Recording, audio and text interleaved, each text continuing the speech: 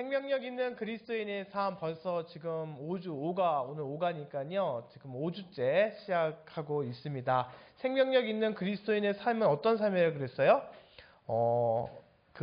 우리가 첫 번째 시간에 말씀을 드렸듯이 갑자기 위급한 사람이 응급실을 갔을 때 이 사람의 육적인 생명이 살아있는지 그렇지 않은지 가장 먼저 뭘 보고 판단한다고 그랬어요? 호흡을 확인한다든지 맥박을 확인한다든지 심장이 뛰는지 안 뛰는지 확인하면서 이 사람이 살았다 죽었다를 판단한다고 그랬죠. 그게 뭐예요? 살아있는 표식이 있다라고 그랬습니다. 그래서 이 사람이 살았는지 죽었는지에 대한 표식을 확인하는 방법이 있는데 우리의 그리스도인의 삶도 그런 게 있다 없다? 있다라는 거예요. 그러니까 우리가 그리스도인으로서 다 살아가고 있는데 우리 그리스도인의 삶이 생명력 있는 그리스도인의 삶이 되기 위해서는 그 생명력의 표식이 나타나는 그리스도인이 되셔야만 한다라고 했습니다. 그래서 그 표식이 쭉 있는데 첫 번째는 뭐였어요? 먼지 묻은 신발, 현실의 뿌리 박은 삶이라고 그래서 우리는 예수님께서 세상에 뭐다? 빛과 소금이다. 그러니까 교회에서만 일주일에 한 번 교회에서만 나와 예배드리고 주여 아버지 감사합니다 정말로 하면서 오늘 은혜 받았어 하고 돌아가는 게 그리스도인이 아니라 생명력 있는 그리스도인이라는 것은 교회뿐만이 아니라 세상 속에서 우리가 처한 삶의 현장 가운데에서도 빛과 소금으로서의 역할을 감당하게 될 때 우리의 그 신발이 세상의 그 먼지 묻은 신발이 되어질 때 우리가 생명력 있는 그리스도인의 삶의 첫 번째 표식이 나타나는 것이다 라고 그랬습니다. 그리고 두 번째는 뭐였어요? 달아해진 무릎. 이거는 뭐예요? 기도로 무릎 꿇는 삶이다 라고 말씀드렸죠. 예수님께서 제자들에게 더 큰 일, 예수님 당신보다 더 큰 일을 할 것이다 라고 말씀하셨는데 그 더 큰 일이 뭐라고 그랬어요? 복음 확장하는 일이 더 큰 일이다 그랬죠. 예수님께서 복음을 전하셨지만 예수님께서 말씀하시기를 우리는 그 복음을 전하는 그 일을 더 크게 잘 감당하게 될 것이다 라고 그렇게 말씀을 했다라고 그랬죠. 그래서 더 큰 일을 감당하기 위해서 필요한 게 뭐다? 기도로 무릎 꿇는 삶을 살아가야 된다. 왜요? 우리가 그 일을 감당하기라는 것은 예수님이 전했던 복음 전파의 삶을 감당하기 위해서 예수님이 누굴 보내주셨어요? 예수님이 승천하시고 성령을 보내주셨고 성령께서 우리의 삶 가운데 역사하기 위해서 그래서 복음 전파의 삶을 우리가 잘 성령 충만함으로 감당하기 위해서는 무엇이 필요하다? 기도가 필요하다. 기도로 무릎 꿇는 삶. 무릎이 달아해진 낙타 무릎과 같이 그렇게 주시옵소서 달라고 할 때만 무릎 꿇고 기도하는 게 아니라 정말로 우리가 해야 할 기도는 예수님께서 하신 말씀대로 복음 전파의 사명을 위해 기도해야 된다. 이게 두 번째 표식이라고 그랬고요. 지난주에는 어떤 거였어요? 걷어붙인 소매라고 했죠. 진정한 삶에 대해서 이야기했는데 이것은 뭐예요?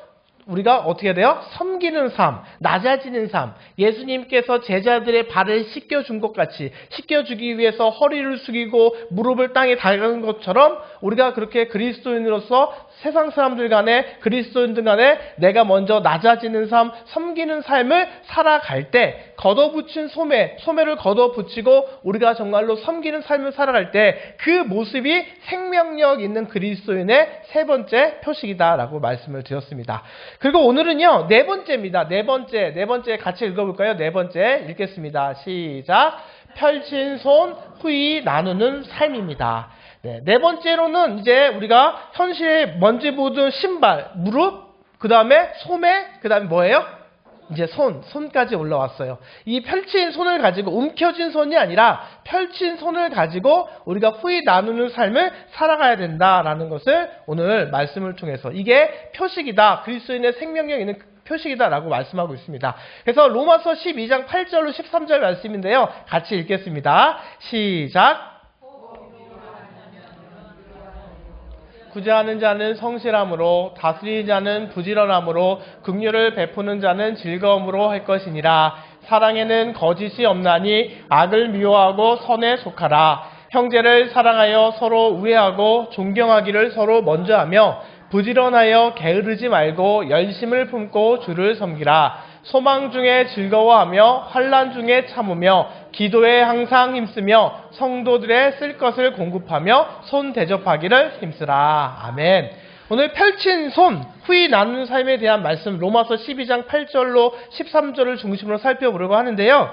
이 시간에는 이 나누는 삶에 대해서 이 5가지에 대해서 살펴보려고 해요. 같이 읽을게요. 시작. 관대함, 진지함, 겸손, 공감, 손대접. 네, 손대접은 우리가 다른 말로 환대한다라는 말 많이 들어보셨죠? 네, 우리가 진정한 삶으로서 펼친 후히 나누는 삶은 어떤 삶이냐면 관대함과 진지함과 겸손과 공감과 손대접, 환대의 삶을 살아가는 이 5가지의 모습이 우리의 삶 가운데 드러나셔야만 한다라는 것입니다. 여러분, 우리가 코로나 이후에 좀 많이 경제적으로 어려운 가운데 있지만 예전에 우리 성도님들이, 우리 어른들이 옛날 젊었을 때, 예전 60년도, 70년도를 그때를 생각하면 여러분, 그때에 비하면 지금 물질적으로 어때요? 빈곤해졌어요? 풍요해요? 정말로 말도 표현할 수 없고, 비록 우리가 다 힘들고 지금 너무 힘들기는 마찬가지지만 정말로 옛날에 비하면 어떻게 해요? 엄청난 물질적 풍요로운 삶 가운데 살아가고 있습니다. 그런데 동시에 또 어떤 삶을 살아가고 있냐면 유례적으로요, 유례 없는 도덕적인, 영적인 빈곤 상태에 있다라는 거예요. 그러니까 옛날 생각해 보시면 옛날에는 물질적으로 부족했지만 서로 교회에서 웃으면서 하하호하면서 교회에서 막 이렇게 즐겁게 보내셨던 옛 추억 다 가지고 계시죠? 우리 용광교회도 그런 추억이 있으시죠? 네, 그런 정말 가진 것 지금에 비한 너무나도 보잘것도 없고 너무나도 가진 것 없었지만 영적으로는 정말로 빈곤치 않고 영적으로 풍요로워서 교회 나와서 행복하고 하하 웃으면서 그런 추억들이 있을 거예요. 근데 우리가 지금 살아가는 시대는 어떤 시대냐면 유례가 없을 정도로 물질적 풍요로운 삶을 살아가고 있는데 그와 동시에 또 유례 없는 도덕적, 영적 빈곤에 처해져 있다라는 것입니다. 그래서 어떤 사람들은 심지어 그리스도인들 중에서도요, 뭐 어쩔 수 없는 거 아니야? 인생이란 다 그런 거지. 현대 세계에서 삶이란 뭐 그런 것이다라고 그렇게 너무나도 그게 자연스러운 시대 가운데 살아가다 보니까 믿음의 백성들도요, 그렇게 살아가고 있다라는 것입니다. 그런데 밥무해도 박사는요, 이렇게 말했습니다. 우리는 더 많이 쓰지만 덜 갖고 있습니다. 우리는 더 많이 사지만 덜 즐기고 있습니다. 우리는 더 큰 집을 갖고 있지만 가족은 더 작아졌습니다. 우리는 더 편리해졌지만 시간은 더 줄어들었습니다.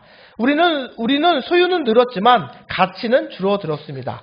우리는 돈을 버는 법을 배웠지만 삶을 사는 법은 배우지 못했습니다. 우리는 삶의 시간은 연장했지만 그 시간의 삶을 채우지 못했습니다. 우리는 더 큰 일을 했지만 더 나은 일은 하지 못했습니다. 우리의 수입은 높아졌지만 도덕은 낮아졌습니다. 지금은 가파른 이익과 얕은 인간관계의 시대입니다. 지금은 고급스러운 집과 깨어진 가정의 시대입니다. 진열장에는 더 많은 것들이 놓여있지만 창고에는 아무것도 없는 시대입니다. 라고 이렇게 지금의 시대를 그렇게 표현했다라는 거예요. 그러니까 우리는 너무나도 당연하게 여기고 있지만 이거에 대해 문제의식을 갖고 살아가셔야만 한다는 거죠. 그러니까 우리는 굉장히 많이 가지고 있는데 그럼에도 불구하고 우리의 마음이 허해요? 아니면 늘 항상 자족함 가운데 채워진 가운데 살아가고 있어요? 늘 허한 가운데 채우지 못하는 것들이 너무나도 많은 시대 가운데 우리가 살아가고 있다는 거예요. 그런데 왜 그럴까? 그 이유는 이 땅에 있는 그리스도인들이 생명력 있는 삶을 살아가고 있지 못하기 때문이다라는 거예요. 주님께서 우리들에게 말씀하신 명령과 계명대로 우리가 살아가고 있지 못하기 때문에 우리가 정말로 첫 번째 과에서 배웠듯이 소금으로서 이 세상이 정말로 맛을 잃지 않고 부패되지 않도록 부패를 막을 책임을 다해야 되는데 우리가 그 역할을 감당하지 못하기 때문에 빛으로서 어둠 가운데 있는 그 어둠을 우리가 빛으로서 비춰내야함에도 불구하고 그것을 감당하지 못하기 때문에 정말로 물질적으로는 풍요하지만 영적으로는 빈곤한 상태 가운데 지금 우리가 그렇게 살아가고 있다라는 것입니다.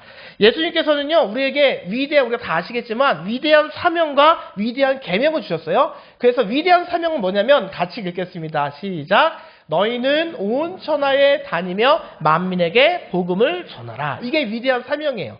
그러니까 예수님의 제자들에게 또 믿는 그리스도인들에게 사명을 주셨는데 그 사명이 뭐예요? 우리에게 다 주어진 사명. 목사만 하는 사명이 아니라 믿음의 백성들 우리들에게 다 사명을 줬는데 어떤 사명? 복음을 전파하는. 누구에게? 만민에게. 어떻게? 교회에서 만민에게 복음을 전하는 거예요? 온 천하에 다니면서 만민에게 복음을 전파하라는 사명이 있다라는 거예요. 그러니까 이 사명을 우리가 감당해야 되는데 이 사명을 감당해야 우리가 생명력 있는 그리스도인으로서 삶을 살아가고 세상을 변화시킬 수 있는데 과연 나는 위대한 사명을 감당하고 있는가? 그리고 두 번째, 그뿐만 아니라 두 번째 준 것이 무엇이냐면 위대한 계명도 주셨어요. 위대한 계명을 주셨는데 같이 읽겠습니다. 시작. 예수께서 이르시되 내 마음을 다하고 목숨을 다하고 뜻을 다하여 주 너의 하나님을 사랑하라 하셨으니 이것이 크고 첫째 되는 계명이요 둘째도 그와 같으니 내 이웃을 내 자신과 같이 사랑하라 하셨으니 이 두 계명이 온 율법과 선지자의 강령이니라. 아멘. 이게 위대한 계명이라는 거예요. 그 계명이 몇 개예요? 지금 위대한 계명이 두 개의 계명을 줬다라고 하고 있죠. 두 개의 계명을 줬는데 이걸 어떻게 나눌 수 있냐면요. 이게 하나님 사랑과 이웃 사랑이잖아요. 10계명, 하나님이 모세에서 시내산에서 주신 최초의 율법인 10계명의 구조를 나타내는 거예요. 그래서 10계명은 계명 총 몇 개예요? 몇 개요? 10계명 몇 개요? 계명이? 네? 10개. 네. 너무 당연한 걸 물어보니까 헷갈리시죠? 네. 이건 헷갈릴 문제는 아닌데 10개, 10계명 10개인데 크게 두 개의 구조를 갖고 있어요. 1계명부터 4계명까지는 어떤 누구를 향한 계명이에요? 하나님에 대한 하나님을 섬기고 하나님께 예배하는, 하나님을 경배하는 계명이고 5째 계명부터 10번째 계명까지 뭐예요? 내 이웃을 사랑하는 것에 대한 그 계명을 쭉 다루고 있죠. 그러니까 하나님을 사랑하는 것과 이웃을 사랑하는 것은요. 하나님 사랑을 먼저 하고 이제 하나님 사랑을 먼저 그 다음에 내 이웃을 사랑하는 것이 아니라 뭐예요? 이것은 동시에 이루어져야 하는 우리가 마땅히 지켜야 될 계명이 된다라는 것입니다. 근데 내 이웃을 사랑한다는 것은요. 이제 우리나라의 뿐만 아니라 오랜 세월 동안 내 이웃을 사랑하는 것이 무엇이냐 이거에 대한 많은 논의가 있었습니다. 그래서 특별히 1960년대쯤 보면요. 사회복음이라는 말 혹시 들어보셨어요? 안 들어보셨나요?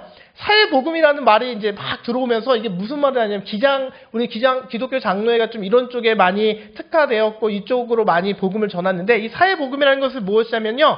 이웃을 사랑한다라는 것은요. 박애주의를 근거로 해서 사람들을 실제적으로 섬기는 것이 이웃을 사랑하는 것이다. 그러니까 실제적으로 음식을 주고 의복을 주고 주거지를 제공하고 기타 여러 가지 필요한 봉사를 제공하는 것이 이것이 이웃을 사랑하는 것이고 이렇게 이웃을 사랑하는 것이 구원을 선포하는 것이다. 이게 이제 사회복음을 전하는 이런 제 입장이었어요.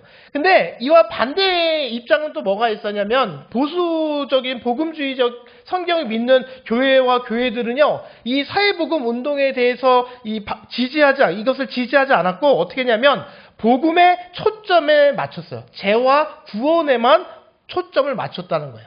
그러니까 영혼의 구원이 먼저 되는 것이고 영혼이 구원되는 것이 구원을 받는 것이지 그 이후에 사회복음이 그 이후에 있는 것이지 사회복음 자체는 복음이 아니다라는 이런 두 가지 이 대립된 개념을 가지고 계속 이렇게 60년대부터 이렇게 쭉 지금까지 오고 있다라는 거예요. 여러분 그러면 사회복음을 주장하는 쪽이 맞을까요? 전자가 맞을까요? 후자가 맞을까요? 네. 어떻게 맞은 것 같아요, 여러분? 전자가 맞을까요? 후자가 맞을까요? 네. 둘 다 맞아요. 둘 다. 그러니까 어느 한쪽을 배타해서는 안 되고 주님께서 이웃을 사랑하라는 것은요. 이렇게 사회의 복음도 있고 개인을 구원하는 문제도 같이 있어야 된다는 거예요. 그러니까 이게 함께 병행해야 하는 것이지 상반되는 것이 아니다. 두 가지 중 한 가지도 놓쳐서는 안 된다라는 거예요. 그 둘을 같이 행하셔야 돼요. 예수님도 마찬가지죠. 예수님이 복음만 전파하셨어요? 아니죠. 가난한 자를 찾아가셔서 배고픈 자에게 오병이어를 통해 기적을 베푸셔서 그들의 배고픔을 치료해 주셨고 고통 가운데 있는 병을 고쳐주셨고 그러니까 개인의 구원의 문제도 감당하셨지만 사회복음적인 문제, 실제적인 이웃의 어려움을 채워주고 의복과 먹을 것과 거주지를 주는 그 동시에 예수님이 일을 감당하셨잖아요. 그러니까 이쪽만 옳은 것이 아니라 우리들은요 예수님의 그 제자로서 필요한 모습은 무엇이냐면 이 두 가지를 함께 병행하셔야만 한다라는 것이죠.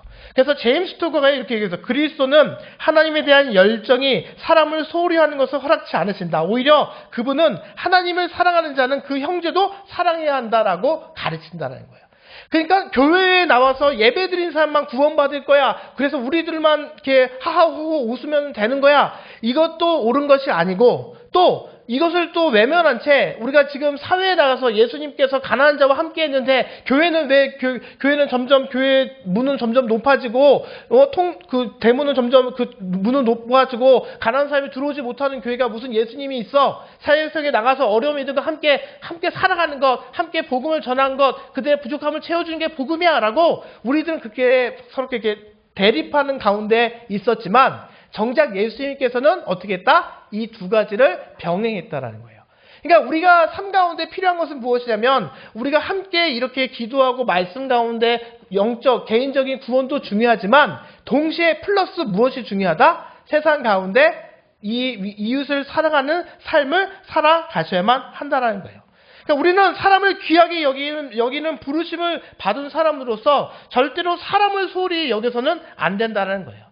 그런데 사람을 귀히 여기는 것 중에 하나가 무엇이냐? 오늘 이제 내용을 살펴볼 텐데 관대한 손으로 사람들을 우리 형제들을 섬기는 것이 이웃을 사랑하는 사람을 귀히 모시는 모습이 된다라는 것입니다.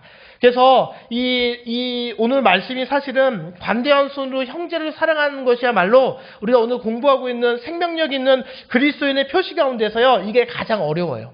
빛된 역할, 소금된 역할 감당하고 또 우리가 정말 손을 거둔 손 살아가고 또 기도하는 삶을 살아가는 것도 사실 쉬운 일은 아니지만 그 중에서 정말 가장 어려운 일은 무엇이냐면 우리가 이렇게 그 세상의 사람들을 관대한 손으로 섬기는 것은요. 어쩌면 우리가 생명 있는 삶을 살아가는 데 있어서 가장 큰 도전이 될 수밖에 없다라는 거예요.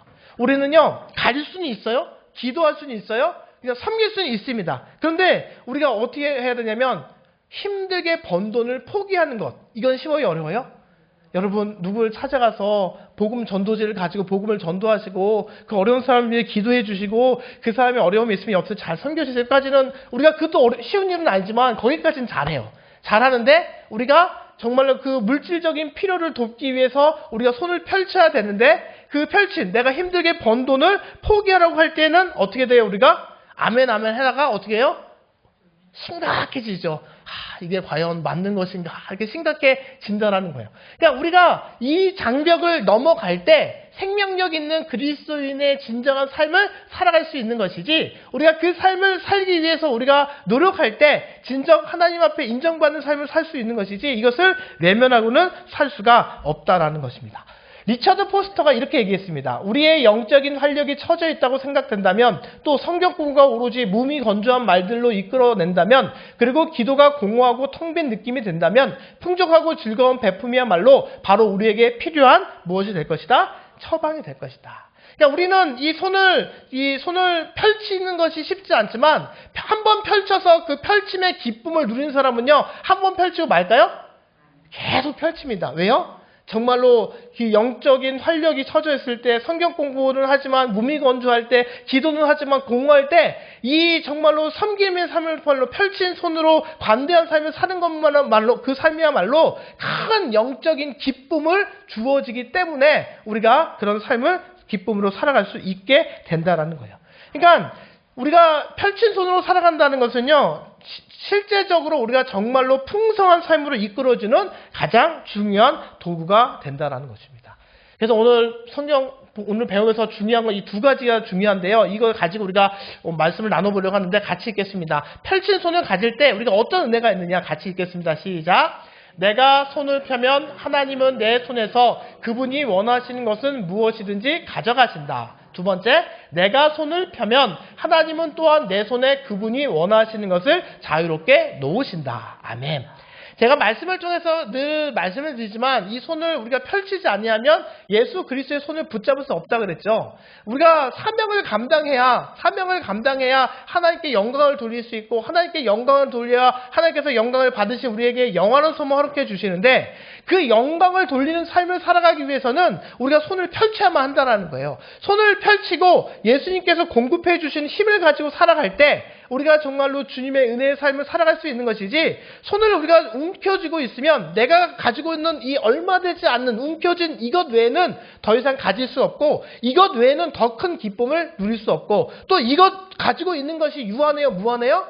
언젠가는 썩어질 것이기 때문에 유한한 것이기 때문에 결국 사라질 수밖에 없게 되고 또 계속해서 움켜쥐고 있으면 어떻게 해요? 평안해요? 불안해요? 불안하죠. 이거 뺏길까봐 막 불안하잖아요. 우리의 인생이 그럴 수밖에 없다라는 거예요. 그런데 우리가 펼친 손을 가지고 진실로 우리가 내가 가지고 있는 것이 무엇이 되었든지 이 펼친 손을 가지고 우리가 정말로 일을 감당하게 되면 하나님께서 내가 가진 것을 가지고 사용하시고 빈손이 되었을 때 나를 그냥 빈손으로 두시는 것이 아니라 어떻게 한다? 새롭게 부어주신다라는 것입니다. 믿음의 백성은요, 플로우를 잘해야 돼요. 이것도 말씀을 드렸는데 뭐예요? 플로우가 뭐예요? 흘러보내는 거예요. 흘러보내는 거. 내가 가진 것 그냥 안 뺏기려고 움켜쥐는 것은요, 결국은 어떻게 돼요? 결국 그것은 썩어지게 됩니다. 그런데 내가 받은 것, 정말로 그 나보다 가지지 못한 사람에게 손을 펼쳐서 흘러보내게 되면 어떻게 돼요? 나도 살지만 그 흘러보내는 그 모든 사람들도 같이 살 수가 있다는 거예요. 그리고 우리가 흘러보내게 되면 어떻게 돼요? 위로부터 또 주님께서 은혜의 물을, 은혜의 강물을 흘러내려 보내주시게 된다는 거예요. 언제나 가두게 되면 썩어진 물밖에 얻을 수 없지만 우리가 정말로 펼친 손 가운데 흘러보내는 삶을 살아가게 되면 어떠한 삶을 살아갈 수 있느냐? 늘 생명력 있는 물을 마시고 늘 생명력 있는 은혜의 삶을 살아갈 수가 있게 된다. 움켜쥐는 손은 더 줄 수 없고 늘 편손에서 주님께서 가져가시기도 하고 그 다음에 주시기도 한다. 라는 이 사실을, 이 진리를 우리가 믿음의 삶 속에서 우리가 꼭 기억하셔야만 한다라는 거예요. 내가 펼쳐야 하나님께서 나를 사용하시고 내가 펼쳐야 하나님께서 나에게 채워주신다. 이 사실을 우리가 꼭 기억하시면서 오늘 이 펼친 손에 대해서 한번 살펴보려고 하는데 A.W. 토저 목사님이 이렇게 말씀하셨어요. 모든 일시적인 소유물은 영원한 부로 전환될 수 있다. 무엇이든 그리스도께 드린 것은 무엇이든지 즉시 불멸의 것으로 변한다 라고 얘기했습니다. 이 말은 이해 가시죠 여러분? 내게 가진 일시적인 소유물은요 영원한 부로 바꿀 수 있다는 거예요. 영원한 부로 바꿀 수 있는 길이 뭐예요? 이것을 그리스도께 드리게 되면 그 그리스도께 드림을 통해 그것이 즉시 어떻게 된다? 영원한 것으로 변하게 된다라는 것을 우리에게 말씀해 주고 있습니다. 줄리안 하슬리라는 사람이 있어요. 이 사람은요, 그리스도인은 아닌데 그리스도를 따른 적이 없는 사람인데 그는 성경을 거부했지만요, 이 점에 대해서 바르게 지적을 했습니다. 뭐라고 지적했냐면 그리스도인이 되는 것은 한 사람의 많은 부분을 취하는 것이 아니다. 그의 전부를 취하는 것이다. 그러니까 하나님이 우리 전부를 취하는 것, 그러니까 하나님이 우리 전부를 취할 수 있도록 우리가 손을 펼치고 주님 앞에 내어주는 삶을 살아가는 것이 진정한 그리스도인의 삶이 된다는 거예요. 근데 여러분 솔직히 나의 모든 것을 주님께 포기하는 삶이 우리 인간의 본성으로 쉬워요? 어려워요? 어렵죠. 목사인 저도 마찬가지. 이렇게 가르치는 저 역시도 순간순간 그렇게 사는 것이 쉽지가 않습니다. 그런데 우리는 본성적으로 자꾸 이렇게 손을 오므리려고 하는데 우리가 어떻게 해야 돼요? 늘 깨어 기도하면서 정말로 드릴 수 있도록 손을 펼쳐서 나눌 수 있도록 손을 펼쳐서 섬기고 정말로 관대함 가운데 사용할 수 있도록 우리가 그렇게 편손이 되도록 노력하셔야만 한다라는 것입니다. 그러면 우리 자신부터 과연 시작해서 우리가 손을 펴서 다른 사람들에게 내게 주신 물질을 주기를 베풀기를 좋아하는가? 우리 모습을 한번 시작하기 전에 살펴보았으면 좋겠어요. 여러분 물질 베푸는 걸 좋아하십니까? 아, 좋아하세요? 다른 사람들에게 그 모습이 몇 분만 대답하셨는데 많은 부분이 좀 그런 고백이 되었으면 좋겠습니다. 우리 교인분들 중에 한 분이 막 이렇게 여기저기 섬기는 와중에 제가 어떻게 우연히 알게 돼서 어떻게 그렇게 하셨냐 이렇게 얘기했더니 이런 말씀을 하더라고요. 있을 때 써야지 없을 때 안 쓰면 안 돼요. 이런 말을 하더라고요, 여러분. 이게 복음인 것 같아요. 이게 참 그리스도인 것 같아요. 있을 때 내가 쌓아두는 것이 아니라 있을 때 이게 나를 위해 쓴다는 개념이 아니라 있을 때 어려운 이웃들을 위해서 어려운 성도를 위해서 크게 그냥 있을 때 섬겼다라는 거예요. 근데 그러면 다 섬기면 그 집이 가난할까요? 부자일까요? 네, 부자에서 섬겼을까요? 아니에요. 그냥 정말로 들어오는 대로 섬겼는데 그분의 삶은요, 정말로 풍요로운 삶을 사세요. 물질적으로도 풍요로우시고 그렇게 많이 베푸는데도 베푼 것 이상으로 하나님께서 채워주시니까 그 기쁨을 아시는 그런 분을 제가 봤습니다. 고성교에서도 마찬가지고요. 정말로 움켜쥐는 사람이랑 펼친 손의 사람의 모습은 다릅니다. 또 교회도 마찬가지입니다. 움켜진 교회가 있고요. 펼친 교회가 있어요. 이해 가세요, 여러분? 움켜진 교회가 있고요. 정말 우리끼리만 정말로 이게 하는 교회가 있고, 어떤 교회는요, 그런 거 걱정 안 하고 펼친 손으로 선교하고 어려운 가운데 후원하고 막 이렇게 플로우하는 교회들이 있습니다. 플로우하는 교회는요, 어떻게 되는지 아세요, 여러분? 우리가 지금 고령화가 참 문제잖아요, 한국 교회가. 근데 그 교회는 고령화도 아니에요. 점점점 젊어집니다. 왜 젊어지는지 아세요? 젊은 사람들은요, 그런 걸 보기 때문에 그래요. 뭐 교회가 왜 그래? 이런 비판적 시각으로 보는데, 교회가 그렇게 선교하고 교회가 그렇게 정말로 그런 봉사에 힘쓰고 교회가 이렇게 생명력 있는 그리스도 있는 모습을 보이면 젊은 사람들이 그 모습을 보면서 나도 저런 교회에서 신앙생활을 하겠다라는 그런 멤버십이 생기기 때문에 그 가운데 계속해서 교회가 성장하고 부흥할 수 있게 된다라는 것입니다. 여러분, 우리가 정말로 펼친 손의 개인적인 삶도 중요하지만 우리 용광교회도 펼친 교회가 되시기를 주님의 이름으로 간절히 부탁을 드립니다. 펼친 교회가 될 때 하나님께서 흘러보내주시는 은혜가 또 채워지게 될 텐데, 그 은혜를 같이 정말로 기쁘게 누리며 살아가셨으면 좋겠습니다. 그래서 이제 우리가 아까 살펴봤던 5가지를 우리가 한번 살펴보려고 하는데, 첫 번째 제일 중요하다고 할 수 있죠. 첫 번째는 관대함입니다. 로마서 12장 8절 말씀인데요.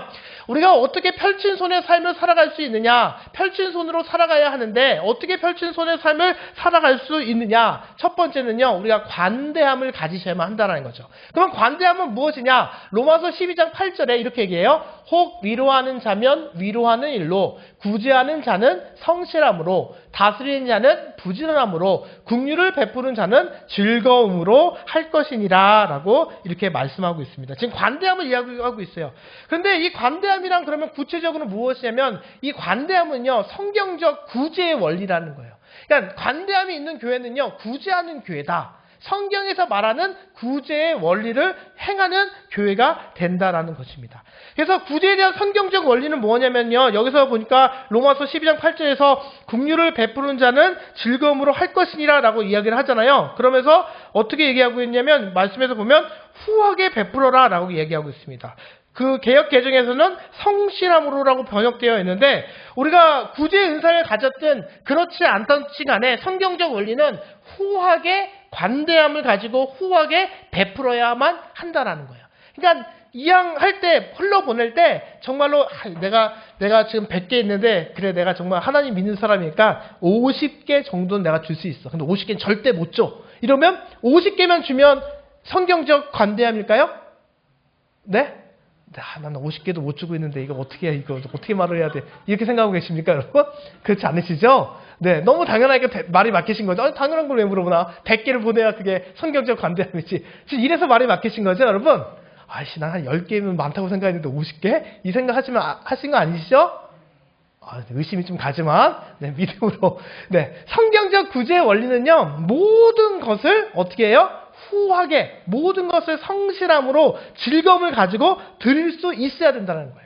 다시 말하면 우리는 하나님이 우리에게 주신 것 같은 방식으로 다른 사람에게 주어야 된다는 거예요. 하나님께서는 우리를 구원하기 위해서 누구를 보내주셨어요? 예수 그리스도. 예수 그리스도가 누구예요? 세 글자. 아들. 그냥 아들이에요? 100명 중에 한 명 있는 아들이에요? 하나밖에 없는 독생자 아들이에요. 우리를 구하기 위해서 하나밖에 없는 독생자 예수 그리스도 전부를 우리에게 보내셔서 우리를 구원시켰잖아요. 전부를 희생시키셔서 우리를 구원하셨잖아요. 전부를 후히 주시고 기뻐하셨잖아요. 우리가 그것을 받았기 때문에 우리 역시도 받은 대로 우리가 후히 나눠주는 삶을 살아가셔야만 한다는 거예요. 한 익명의 그리스도인이 이런 시를 썼습니다. 하나님은 하늘을 만드셨다. 줄 수 있도록. 그리하여 하늘은 축복을 내린다. 하나님은 태양을 만드셨다. 줄 수 있도록. 그리하여 태양은 따스로이 우리를 지킨다. 하나님은 달을 만드셨다. 줄 수 있도록. 그리하여 달은 우리의 밤길을 은은하게 비춰준다. 하나님은 공기를 만드셨다. 줄 수 있도록. 그래야 우리는 이 공기로 호흡한다. 하나님은 땅을 만드셨다. 줄 수 있도록. 그래야 땅은 열매를 제공한다. 하나님은 인간을 만드셨다. 줄 수 있도록. 그러나 인간은 점점점 하고 이 시가 끝나게 돼요. 하나님의 속성은요, 여러분, 주는 거예요. 주는 것. 그리고 주되, 이거 주면서 막 걱정, 근심하면서 주는 게 아니라 후히 주는 게 하나님의 속성입니다. 우리가 후히 주시는 하나님의 은혜 가운데 그리스도인이 되었다면 어떻게 돼요? 우리가 후히 드려야 되고, 우리가 왜 후히 드리는 삶을 살아가야 하는 이유가 무엇이냐? 후히 주시는 은혜 가운데 우리가 구원받았기 때문에, 하나님께서 그렇게 후히 주시는 본을 보여주셨기 때문에 우리가 후히 나누는 삶을 살아가셔야만 한다라는 거예요. 그러니까 이 관대함이라는 것은요, 성경적 구제의 원리가 되고요. 두 번째 이 관대함은요, 예루살렘 교회 초기에 바나바의 삶에서 우리가 발견할 수 있게 된다. 초대 기독교 때 바나바가 어떻게 했어요? 공동생활하게 되고 그 부자들이 다 이렇게 재산을 모아서 함께 이렇게 생활을 하는 초대 기독교의 모습이 있었잖아요. 그때 바나바가 어떻게 했어요? 바나바는 부자였는데 자신의 모든 것을 팔아서 교회에 헌금을 하고, 그 교회 헌금을 통해서 가난한 모든 이웃과 그 어려운 사람들이 함께 살 수 있도록 어떻게 했어요? 관대함을 가지고 어떻게 해요? 베푸는 모습을 이 사도행전에서 우리가 발견할 수 있게 되죠. 그러니까 그는 열심을 갖고 어떤 이렇게 들으면 많은 사람들이 날 존경할 것이고, 많이 존경하니까 나는 저 사람들이 우러러 받겠지, 이런 어떤 그런 이런 어떤 의도성을 가지고 한 것이 아니라 순수하게 어려움에 처한 사람을 돕고 싶은 관대한 소원에서 바나바가 이렇게 그 복음을 전할 수 있게 되었다라는 것입니다. 우리가 잘 아는 말씀이죠. 사도행전 4장 36절 30절 구브로의 날 레이족 사람이 있으니 이름은 요셉이라 사도들이 이끌어 바나바라, 번역하면 위로의 아들이라니 그가 밭이 있음에 팔아 그 값을 가지고 사도들의 발 앞에 두니라. 후히 모든 것을 후히 관대함으로 베푸는 이 모습이 성경적 관대함, 구제의 원리의 이 바나바의 모습 가운데 드러나게 된다는 거예요. 그러니까 그는 가진 것을 나누며 관대함을 보여주며 다른 사람들을 돌본 1세기 기독교의 용감한 활동을 입증하는 어떤 훌륭한 본보기가 되는 사람이 바나바라는 거예요. 그러니까 우리가 바나바처럼 그렇게 어떤 관대함을 가지고 펼친 손의 삶을 살아가셔야만 한다는 거죠. 세 번째 관대함은요, 어디서 드러나게 되냐? 궁핍함 가운데에서도 드러나게 된다는 거예요. 그러니까 이 관대하다는 것은요, 뭐예요? 우리가 겨우 가질 수 있는 관대함은 뭐예요? 성경적 관대함은 궁핍함 가운데에서도 드러나야 되는 것인데, 우리가 겨우 갖고 있는 관대함은 뭐예요? 남을 때 주는 거죠. 남음에도 불구하고 주지 않은 사람도 있어요. 물론 주지 않은 사람도 있지만 되게 우리가 생각하는 관대함 하면 남아야 주지라고 생각해요. 그러니까 어떻게 해요? 주지 못하게 되면 어떻게 돼요? 야, 남아야지. 내 먹을 것도 없는데 누굴 주냐? 뭐 이러면서 있을 게 줘야라고 생각을 한다라는 거예요. 그죠? 여러분, 이거 당연한 것 같아요? 네? 이게 맞나요? 이것도 역시 우리가 갈등 가운데 대답할 수밖에 없어요. 근데 저도 여기서 자유로울 수는 없습니다. 자유로울 수는 없는데 성경적 관대함은 그렇다는 거예요. 관대함은 궁핍함 가운데에서도 이 모습이 드러날 수 있어야만 한다는 거죠. 바울 사도는요, 고린도후서 8장 9절에서 언급한 마게도니아 사람들을 이야기하고 있는데, 이 마게도니아 사람들은요, 그 마게도니아에 있는 사람들도 궁핍했지만 관대함을 베푸는 장면이 나타나게 됩니다. 그래서 이 장면이 어떤 장면? 고린도후서 8장 1절로 4절, 형제들아, 하나님께서 마게도니아 교회들에게 주신 은혜를 우리가 너희에게 알리노니 환난이 많은 시련 가운데 그들의 넘치는 기쁨과 극심한 가난이 그들의 풍성한 연보를 넘치도록 하게 하였느니라. 내가 증언하노니 그들이 힘대로 할 뿐 아니라 힘에 지나도록 자원하여 이 은혜와 성도 섬기는 데 참여함에 대하여 우리에게 간절히 구하니 라고 얘기했어요. 그러니까 마게도니아의 헌금은 정말로 바울 사도가 생각해도 여기서는 나올 수 있지 않았어요. 너무 그들이 극심한 고난 가운데 어려움, 가난한 걸 바울 사도 너무 잘 알고 있기 때문에 여기서는 정말 당연히 못 나온다라고 생각했는데, 이 마게도니아 이 사람들이 어떻게 했다는 거예요? 정말로 그 연보를 하고 싶은 그런 간절한 그 관대함의 마음이 솟아나와서 어떻게 했다는 거예요? 그 모든 그 헌금을 보내게 되었고, 더 중요한 것은 무엇이냐? 그들의 주머니가 두둑했기 때문이 아니라 마음이 움직이고 그 마음 가운데 후하게 정말로 관대하게 행하고 싶은 그 마음이 가운데 불길같이 일어나기 때문이었다는 거예요. 그러니까 이렇게 보면 뭐예요? 관대함은요, 수입과 관계가 있어요, 없어요? 관계가 없다라는 거예요. 우리 잘 아시잖아요. 이렇게 노숙하시는 분들, 구걸하시는 분들 보면 부자 동네에서 수입이 더 많다고 그래요? 가난한 동네에서 수입이 더 많다고 그래요? 가난한 동네에서 더 수입이 많다고 합니다. 왜요? 가난한 사람은 그 가난을 알기 때문에 더 많이 도웃다는 거예요. 그러니까 수입과는 상관이 없다라는 거예요. 부자라고 해서 많이 하는 것도 아니고 가난하다고 해서요 가난하다고 해서 인색하지 않습니다. 여러분 제가 다니다 보면 깜짝깜짝 놀랄 때가 있어요. 정말로 힘들고 어려우신 분인데 정말로 아낌없이 막 이렇게 물질이라든가 아낌없이 어려운 상황 가운데에서 사용하시는 그 모습을 볼 때면 알잖아요. 저는 상황을 알잖아요. 이런 마음을 다른 분들도 같이 가졌으면 좋겠는데. 그러니까 오히려 부유한 사람들은요, 그게 어떻게 돼요? 이 손을 펼치는 게 쉬워요, 어려워요? 잘 펼치지 않으려고 합니다, 여러분. 근데 나는 그 부자는 아니까 나는 아니겠구나라고 생각하시는 분도 계실지 모르겠지만, 여러분 부라는 기준은요, 제가 움켜쥘 수 있으면 다 부입니다. 움켜쥐지 않는 사람 다 부자예요, 여러분. 제가 부의 기준에서 말씀을 드렸잖아요. 우리는 다 부자잖아요. 그러니까 우리가 과연 우리가 정말로 펼친 손 가운데 우리가 살아가고 있는가?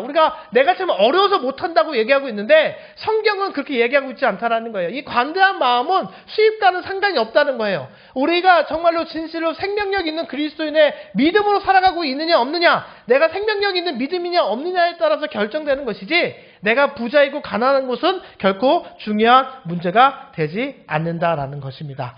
그리스도인의 심판대 앞에서 나의 섬김은 얼마나 많이 행했는가에 의해서가 아니라 얼마나 많이 할 수 있는가에 따라 판결을 받는다. 심판대 앞에서 내가 섬김을 얼마나 많이 행했는가에 의해서 그 심판을 받는 것이 아니라 얼마나 많이 할 수 있었는가에 대한 판결을 받는다는 거예요.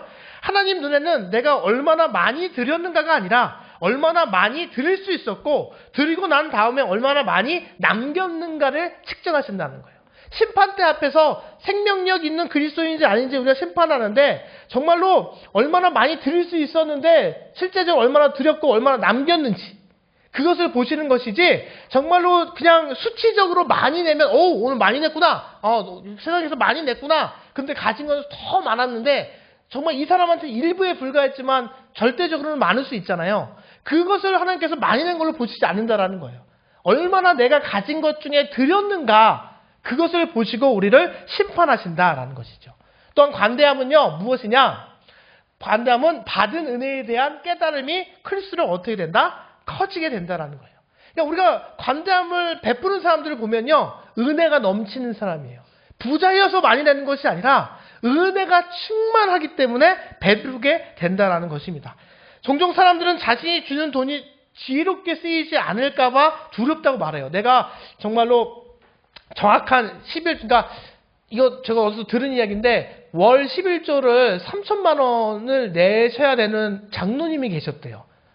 엄청난 분이죠. 3천만 원, 월 3천만 원을 11조를 낸 장로님인데, 장로님이 이런 생각을 했다라는 거예요. 어떤 생각을 했다라는 거냐면, 3천만 원을 내가 교회를 내게 되면 이 교회가 이것을 제대로 쓰지 못할 것 같다라는 생각이 들어서 어떻게 했다는 거냐면, 자신 나름의 방법으로 그것을 가지고 약간 구제하는 데 사용했다라고 말하시는 장로님이 있었대요, 여러분. 이게 여러분 왜 그럴까요? 은혜가 충만하지 못하기 때문에 그것이 아깝다고 여기게 된다는 거예요.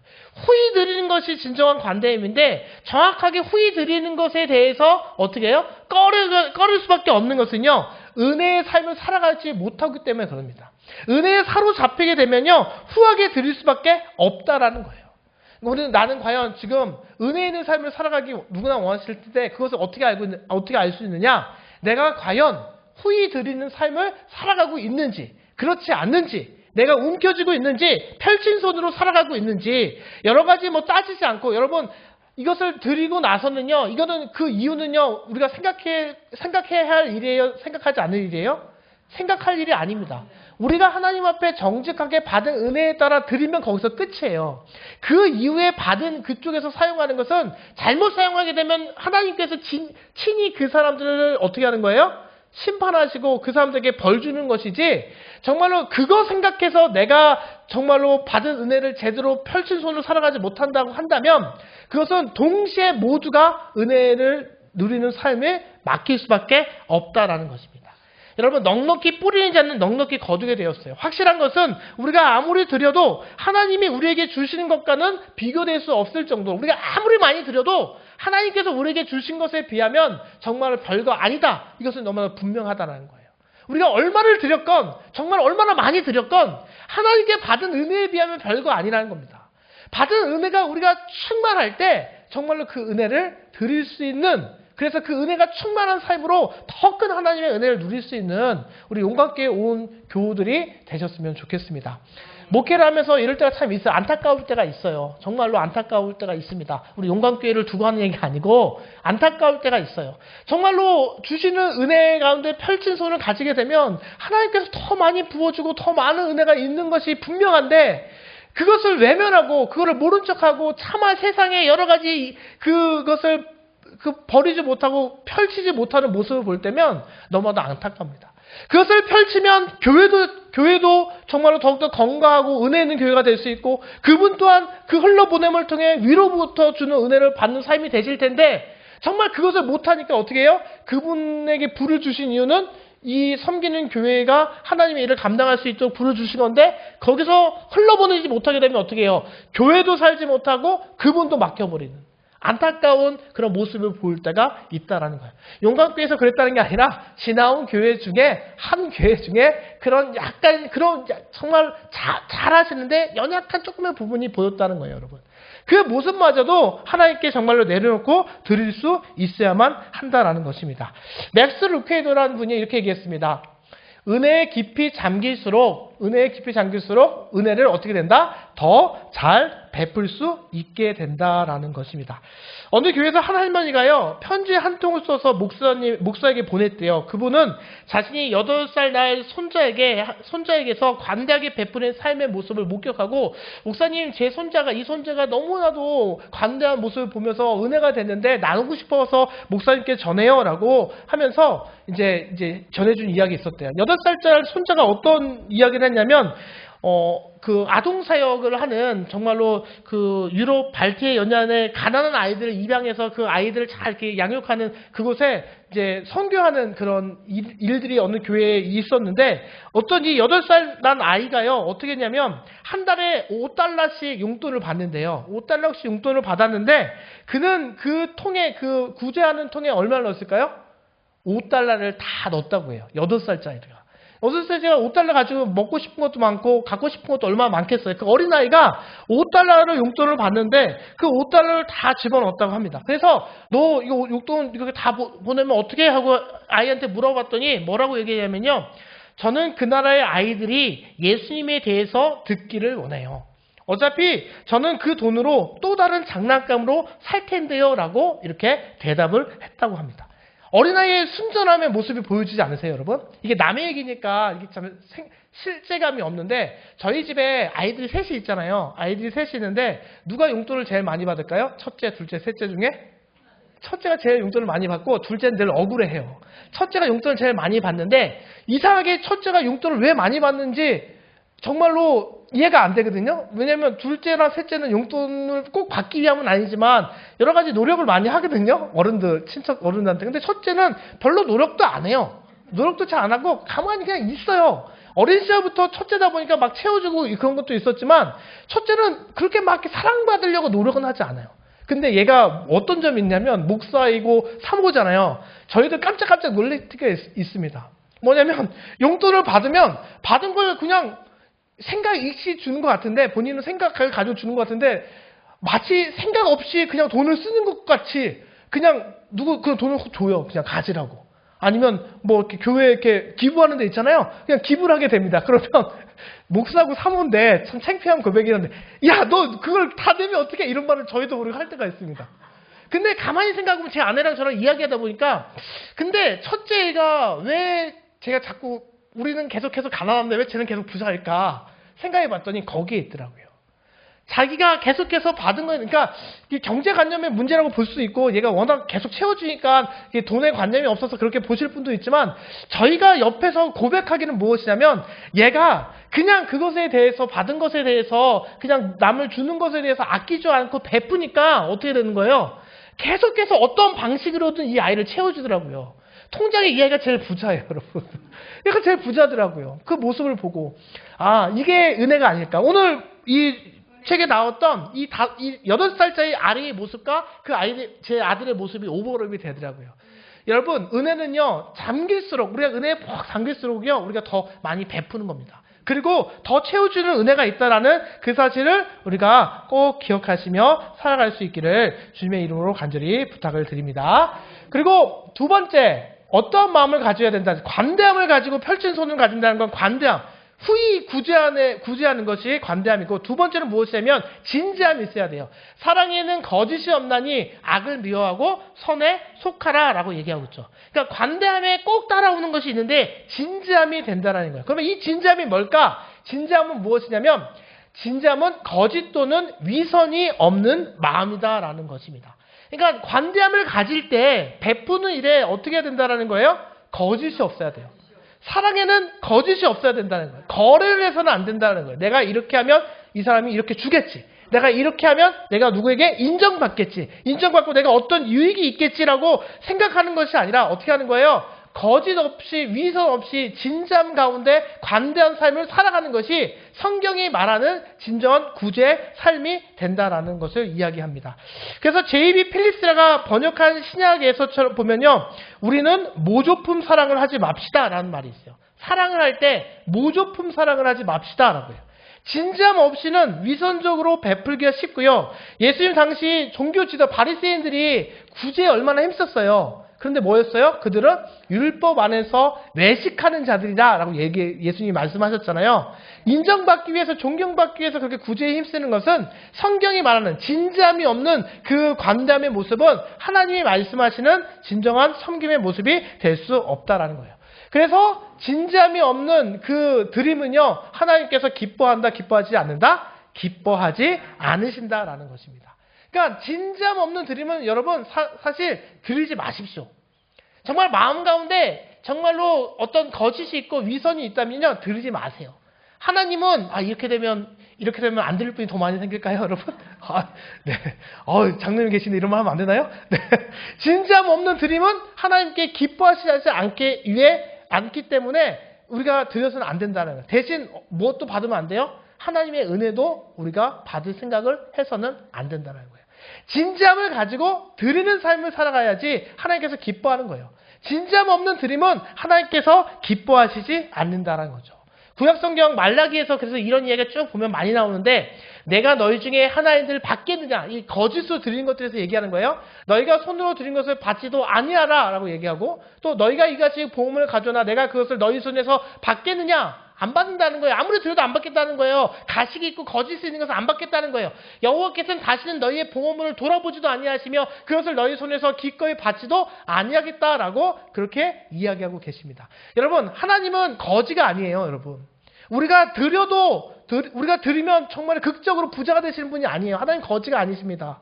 근데 우리가 드리라고 하는 이유는 무엇이냐면 그 드림을 하나님께서 우리에게 먼저 주셨고, 주신 이유는 그것을 통해서 살리기 위함이기 때문이고, 우리를 그 살릴 때, 우리가 그렇게 드릴 때 다시금 주님께서 채워주시기 위해서 드리라는 것이지, 그 안에 거짓이 있고 가식이 있고 후히 드리는 모습 가운데 진실함이 없다면 하나님께서는 결코 그것을 기뻐하지 않는다는 거예요.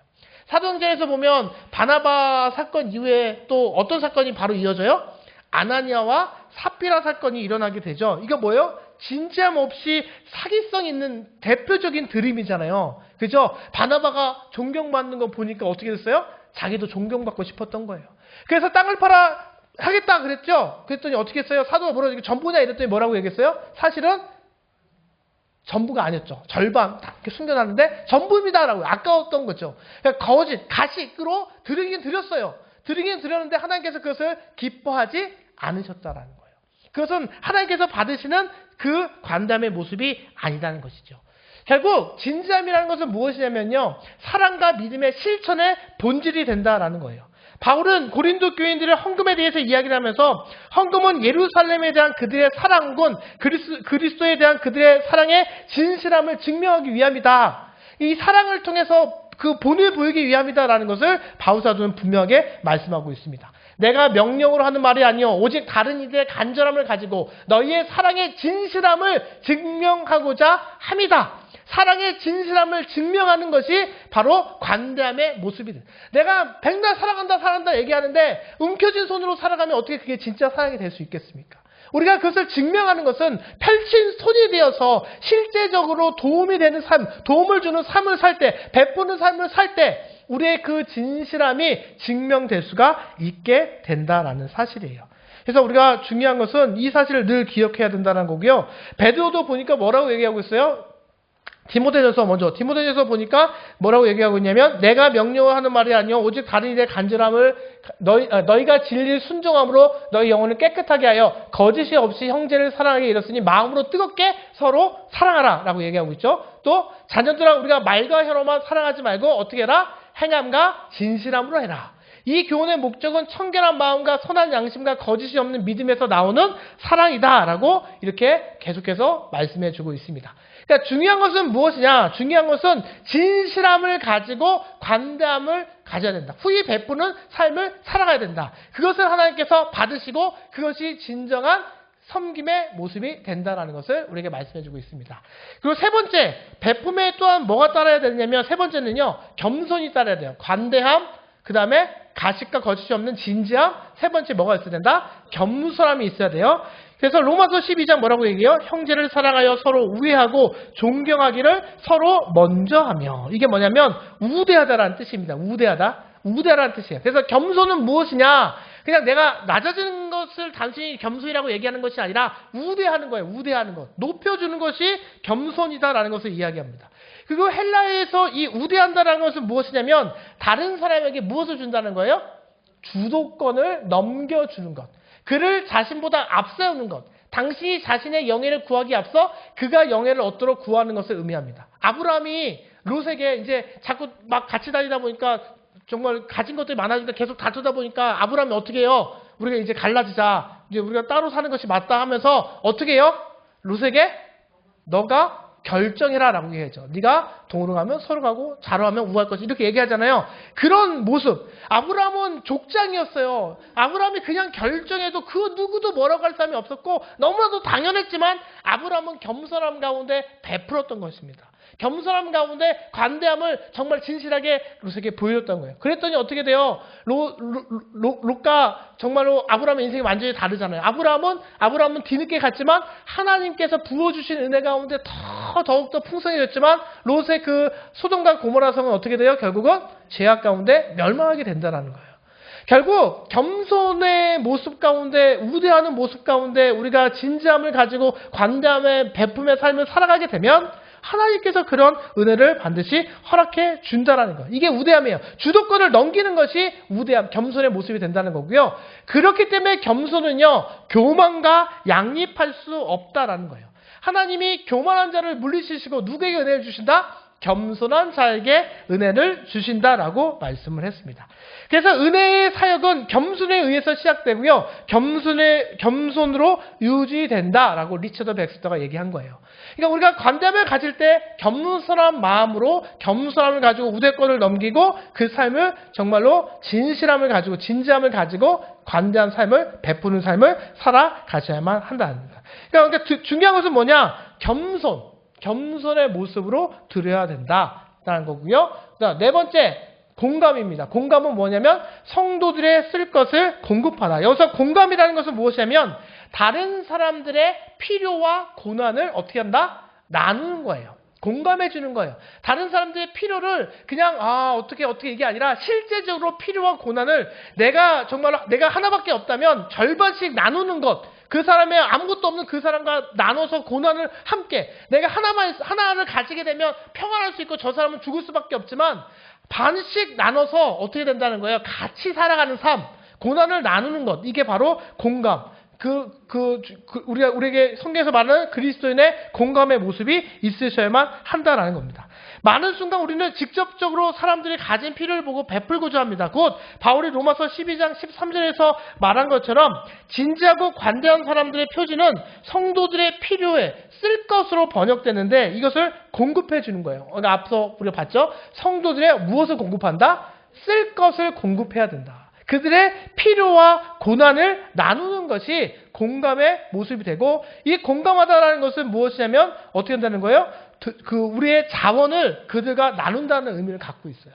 내 것을 함께 나눈다라는 의미를 갖고 있습니다.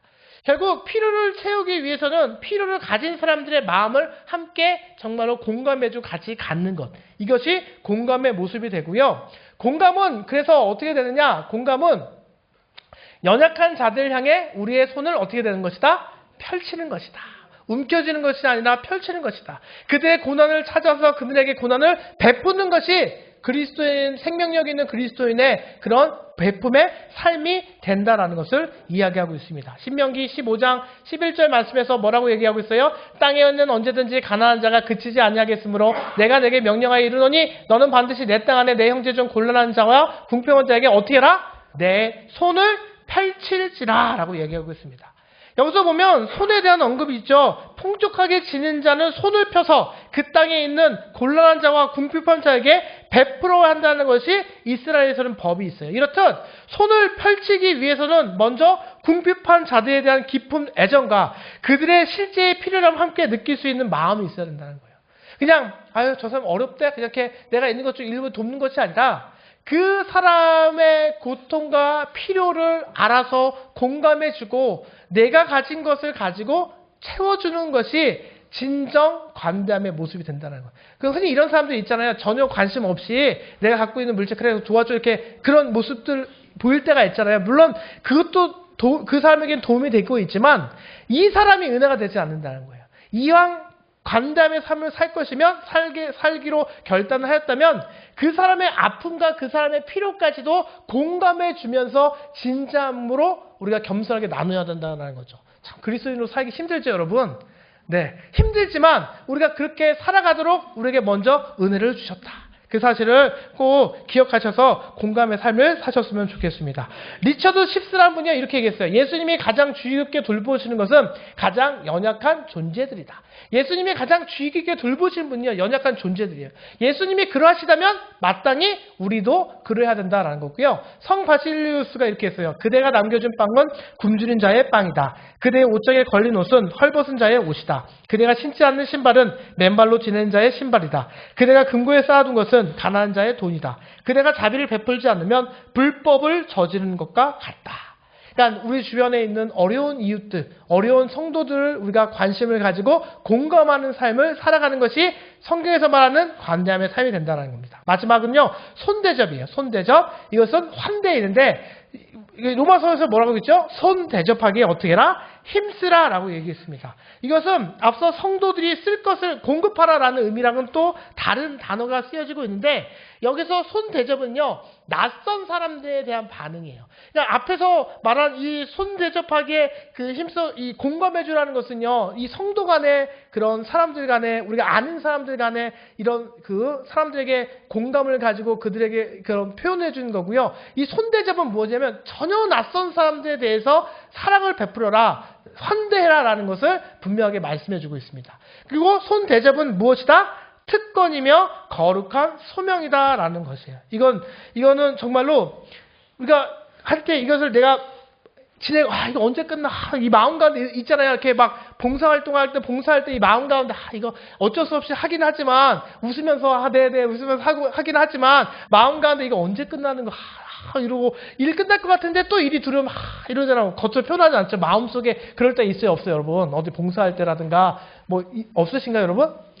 네, 저도 있어요, 여러분. 저도 있습니다. 끝날 것 같은데 계속 일단. 근데 그런 마음을 가져서는 안 된다는 거예요. 손 대접은 특권이라고 마음을 품고 우리가 그런 마음 가운데 우리가 삶을 살아가는 것이 진정 그리스도의 모습이 된다는 거예요. 어느 날 집에 손님이 찾아왔대요. 손님이 찾아와서 아버지가 이 아들이 기도하는 모습을 보여주고 싶었나요? 식사하기 위해서 갑자기 손님이 찾아왔고 그 손님을 이제 식사를 대접하게 됐는데 이제 아버지가 아들 기도하는 것을 자랑하고 싶었나 봐요. 그래서 아들아, 너가 대표해서 손님도 왔으니까 대표해서 기도 좀 해 이랬어요. 그러니까 이 아들이 좋았을까 싫었을까요?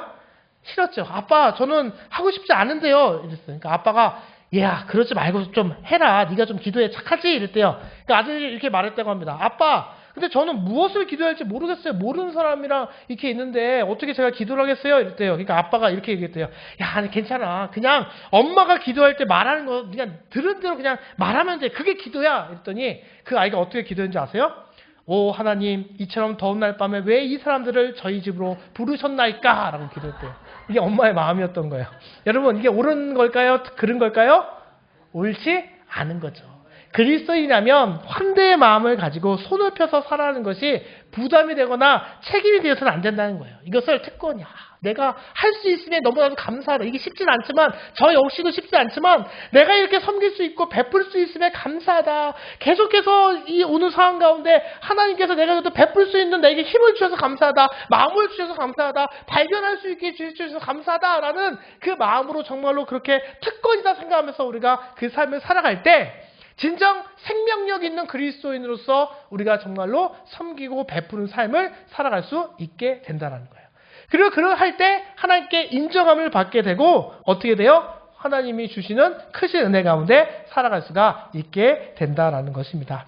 여러분 우리가 정말로 이렇게 살아가는 것이요 쉽지 않아요.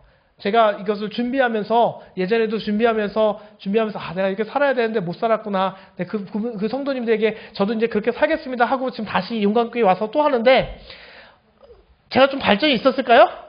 없더라고요, 여러분. 너무 부끄럽다고요. 부끄러운 모습이 갖고 있고 쉽지 않습니다. 쉽지 않지만 이것이 하나님께서 주시는 마음이고 이것이 주신 하나님의 명령이고 이 삶을 살아가는 것이 생명력 있는 그리스도인의 삶이고 생명력 있는 그리스도인의 삶이 돼야 하나님께 은혜 받을 수 있고 우리가 정말 주의 능력 가운데 살아갈 수 있다는 이 사실 잊지 마시고 우리가 정말 그 삶을 살아가는데 최선을 다하시는 우리 모두가 되셨으면 좋겠어요. 우리가 손만 펼쳐 계시면요 하나님께서 모든 것을 채워주십니다. 예수님께서 우리의 손을 붙들어 주세요. 움켜쥐지 마시고 손만 펴신다면 정말로 모든 것들을 우리 하나님께서 책임져 주실 줄로 믿습니다. 우리가 생각지 못한 은혜의 삶을 살아가게 되실 줄로 믿습니다. 관대함, 진지함, 겸손, 공감, 손대접의 삶을 반드시 이루어 살아가시는 우리 모두가 되시기를 주님의 이름으로 간절히 기원합니다.